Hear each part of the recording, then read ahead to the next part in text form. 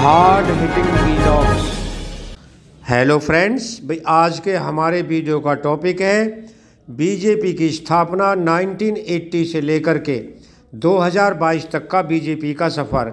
हम इस वीडियो में पड़ताल करेंगे कि कैसे बीजेपी 1984 में 2 सीटों से 2019 में 303 सीट तक पहुंची। इस यात्रा की हम इसमें पड़ताल करेंगे। दोस्तों, ये पहला मौका था जब केंद्र में पहली बार कोई गैर कांग्रेसी सरकार पूर्ण बहुमत से दोबारा सत्ता में आई थी। ये मोदी मैजिक था जिसके जरिए बीजेपी 2 से 303 सीटों तक पहुंच गई।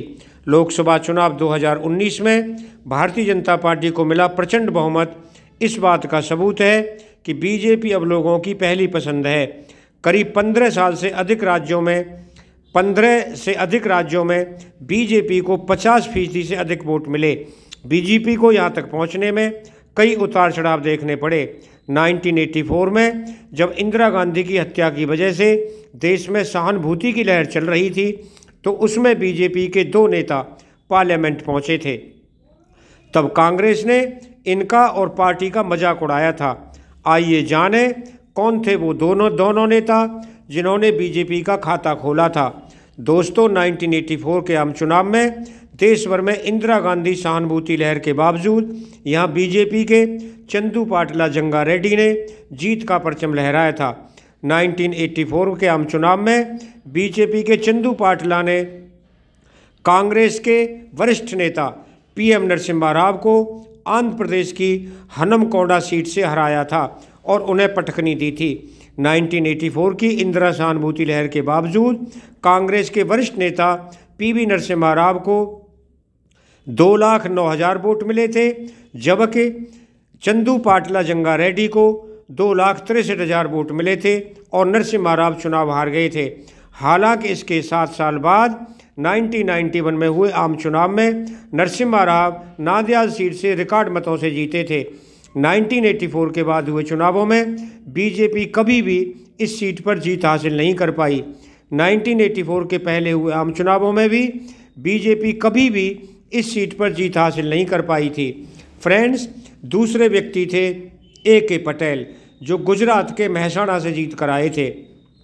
फ्रेंड्स, 1984 के आम चुनाव में भारतीय जनता पार्टी को गुजरात के मेहसाणा में AK पटेल ने जीत दिलाई थी। 1984 के आम चुनाव में पटेल ने कांग्रेस के RS कल्याण भाई को हराया था। AK पटेल बीजेपी को 2,87,000 और RS कल्याण भाई को 2,43,000 वोट मिले थे। इसके बाद के कई चुनावों में ये सीट AK पटेल के खाते में ही दर्ज रही। पटेल ने यहाँ 89, 91, 96 और 1998 में जीत हासिल की। 1999 में यहाँ से बीजेपी के ही पुनजाजी ठाकुर जीते थे।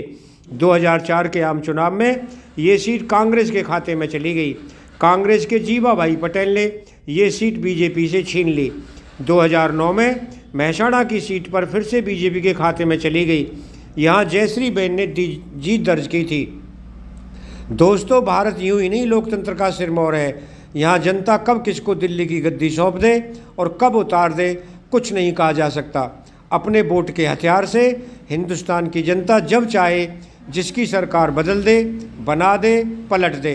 पहली बार पूर्ण बहुमत के साथ सत्ता के शीर्ष पर सबसे ज़्यादा सीटें लेकर बैठने वाली बीजेपी को यहाँ तक आने में 30 साल लग गए थे। पहली बार बनी जनता पार्टी की सरकार 2 साल में टूट गई थी। वहीं जनता पार्टी पहली बार में ही सत्ता के शीर्ष पर पहुंच गई थी। दोस्तों, 1977 में जनसंघ का भारतीय जनता पार्टी में विलय हो गया। 2 साल बाद जनता पार्टी के टूटने के बाद 1980 में बीजेपी की नींव रखी गई। बीजेपी ने 1984 में अपना पहला चुनाव लड़ा और 2 सीटों पर जीत हासिल की। 5 साल बाद 1989 के चुनाव में बीजेपी 2 सीट से 86 पर पहुंच गई। 1991 में दोबारा चुनाव हुए और बीजेपी की सीटें बढ़कर 120 यानी लगभग 22% हो गई। अयोध्या में राम मंदिर के निर्माण को लेकर लाल कृष्ण अडवाणी ने 25 सितंबर 1990 को रथ यात्रा निकालकर बीजेपी की राजनीति में धार दी थी। दोस्तों, एक वक्त रहा था जब लाल कृष्ण आडवाणी भारत की राजनीति की दिशा को तय करते थे और उन्हें प्रधानमंत्री पद का प्रबल दावेदार तक माना जाता था। ये वही आडवाणी है जिन्होंने 1984 में 2 सीटों पर सिमटी बीजेपी को 1998 में पहली बार सत्ता का स्वाद चखाया। 1996 के लोकसभा चुनाव में बीजेपी को 161, 1998 और 1999 में 182 सीटें मिलीं। 2004 में उसकी सीटें घटकर 138 हो गई। 2009 में सीटें और भी कम होकर 116 पर आ गईं, लेकिन 2014 में उसने अपनी सबसे ज़्यादा 282 सीटें हासिल की। ये कुल सीटों के मुकाबले 52% थीं।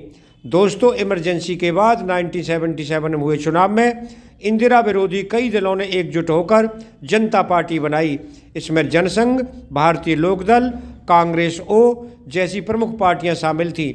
41 सीटों के साथ 41% वोटों के साथ जनता पार्टी ने अपने पहले ही चुनाव में 295 सीटें जीतीं। इमरजेंसी के खिलाफ लोगों का गुस्सा और विपक्षी एकजुटता इस चुनाव में पार्टी की जीत का बड़ा कारण बने। 2 साल में ही जनता पार्टी अपने फर्श पर पहुंच गई। पार्टी टूट गई और मोरारजी देसाई को पद छोड़ना पड़ा और चौधरी चरण सिंह कांग्रेस के समर्थन से प्रधानमंत्री बने। जनता पार्टी के टूटने के बाद बड़े चेहरों ने अपने अपने दल बनाए। उसके बाद 1996, 1999 और 2004 के चुनाव में पार्टी को एक भी सीट नसीब नहीं हुई। 2013 में जनता पार्टी का बीजेपी में विलय हो गया।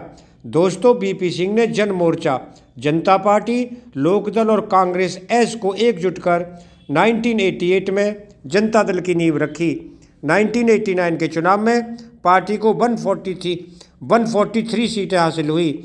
बीजेपी और लेफ्ट के समर्थन से जनता दल की सरकार बनी। ये जनता दल का सबसे अच्छा प्रदर्शन था।